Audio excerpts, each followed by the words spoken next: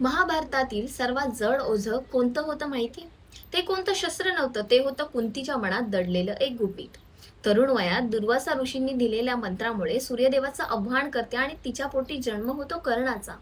पण त्या काळात अविवाहित स्त्रीला मूल होणं समाज स्वीकारत नव्हता.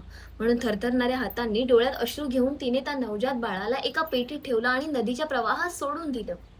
त्या दिवशी एका आईने स्वतःचं मूल गमावलं आणि एका मुलाने आयुष्यभरासाठी आईचं प्रेम. वर्ष गेली, कर्ण मोठा झाला, तो महान योद्धा झाला.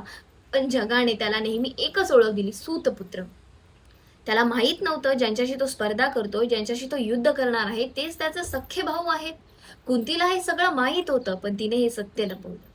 युद्ध सुरू होण्याच्या आदल्या दिवशी ती कर्णाला भेटली आणि म्हणाली, तू पांडवांचा मोठा भाऊ आहेस.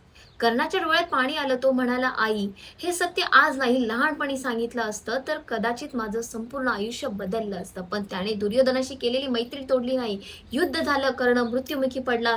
युद्ध संपलं तेव्हा पांडवांना समजलं, ज्यांना ते आयुष्यभर शत्रू समजत होते तोच त्यांचा मोठा भाऊ होता. त्या दिवशी युधिष्ठिर रडला, अर्जुन निशब्द झाला, कुंतीकडे उरला होता पश्चाताप.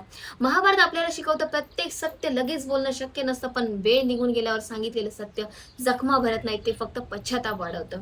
कारण काही गुपित माणूस जगापासून लपवतो, पण शेवटी तीच गुपित त्याचं संपूर्ण आयुष्य उद्ध्वस्त करून जातात.